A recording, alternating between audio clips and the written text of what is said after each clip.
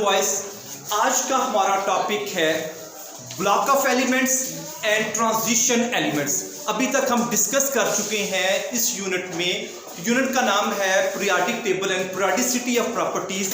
कि हमारे पास जो ये पीरियोडिक टेबल है एक ही दिन में नहीं आया, इसके लिए बहुत से केमिस्ट ने एफर्ट की है। सबसे पहले डुब्राइनर था, डुब्राइनर स्ट्रॉयड, उसने एलिमेंट्स को तीन तीन के ग्रुप में अरेंज किया। उसके बाद डुब्राइनर के बाद आए न्यूलैंड। न्यूलैंड ने लॉ ऑफ ऑक्टेव दिया, उसने अरेंज किया इंक्रीजिंग एटॉमिक मास की बेस पर और कहा कि हर जो 8वां एलिमेंट है उसकी प्रॉपर्टीज पहले वाले के साथ मैच कर जाती हैं, उनकी प्रॉपर्टीज सिमिलर हो जाती हैं। आफ्टर न्यूलैंड आते हैं मेंडलीव। मेंडलीव ने एक सबसे पहले पीरियोडिक टेबल बनाया जिसमें उसने हॉरिजॉन्टल रोज को पीरियड का नाम दिया और वर्टिकल कॉलम्स को ग्रुप्स का नाम दिया। मेंडलीव के वक्त 63 एलिमेंट्स उस वक्त अभी इजाद हुए थे, तो उसने 63 जो एलिमेंट्स हैं उसको अरेंज किया। मेंडलीव के बाद मोज़ले आए। मेंडलीव में थोड़े डीमेरिट्स निकल आए थे, तो मोज़ले ने सबसे पहले एटॉमिक नंबर जो है वो उसको डिस्कवर किया। उसके बाद उसने मॉडर्न पीरियोडिक लॉ पेश किया जिसकी बेस पर हमारे पास ये मॉडर्न पीरियोडिक टेबल मौजूद है। इससे पहले कि हम ब्लॉक ऑफ एलिमेंट्स पे जाएं, जी हाशिम देखिएगा, हम सेकंड चैप्टर में इलेक्ट्रॉनिक कॉन्फ़िगरेशन करके आए हैं। हम कुछ एलिमेंट्स की इलेक्ट्रॉनिक कॉन्फ़िगरेशन करेंगे। हाइड्रोजन की इलेक्ट्रॉनिक कॉन्फ़िगरेशन देखिएगा, हाइड्रोजन का एटॉमिक नंबर 1 है तो उसकी इलेक्ट्रॉनिक कॉन्फ़िगरेशन क्या होगी? 1s1।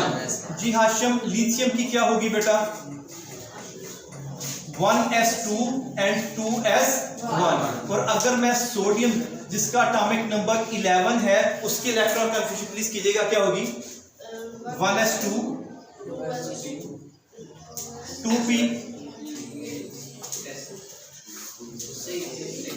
2p 5 के 6 एंड देन ये 10 इलेक्ट्रॉन हो गया, लास्ट आ गया तो 3s1। तो ये है सोडियम की इलेक्ट्रॉनिक कॉन्फ़िगरेशन। ठीक है, आती है जी। आगे हम करते हैं बोरान की। बोरान का एटॉमिक नंबर 5 है, तो बोरान के कीजिएगा electronic configuration 1s2 2s2 2p1। उसके बाद बोरान के बाद है कार्बन एटॉमिक नंबर 6। क्या इलेक्ट्रॉनिक कॉन्फ़िगरेशन होगी जी? 1s2 2s2 2p2। Thank you very much. Nitrogen है एटॉमिक नंबर 7। ये इलेक्ट्रॉनिक कॉन्फ़िगरेशन हम रिवाइज कर रहे हैं, सेकंड चैप्टर में की हुई है हमने। 7 है 1s2 2s2 एंड 2p3। सो अब हाशिम देखिए, मुझे बताएं हाइड्रोजन का लास्ट वाला इलेक्ट्रॉन किस शेल में आया? s। लिथियम का s, सोडियम का s। तो आपने देख लिया कि ये जो हाइड्रोजन, लिथियम और सोडियम है वो पहले ग्रुप में आ रहे हैं। हाइड्रोजन, लिथियम और सोडियम, इनका लास्ट वाला इलेक्ट्रॉन s सब शेल में आ रहा है, तो इसलिए इन सब को s ब्लॉक का नाम दे दिया गया है। ठीक है, अब s ब्लॉक का मतलब है कि s ब्लॉक में ग्रुप 1 है और ग्रुप 2 है, तो ग्रुप 1 और 2 के जितने भी एलिमेंट्स हैं उनका लास्ट वाला इलेक्ट्रॉन s सब शेल में आएगा। गॉट इट और नॉट?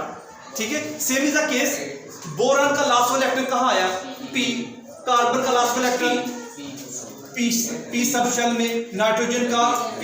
अगर आप ऑक्सीजन, फ्लोरीन और निऑन का भी करेंगे इलेक्ट्रॉनिक कॉन्फ़िगरेशन तो उनका भी लास्ट वाला इलेक्ट्रॉन p में आएगा, तो इसलिए उनको क्या नाम दे दिया गया? p block. ठीक है, तो block then come d block and f block. So किस बेस पर?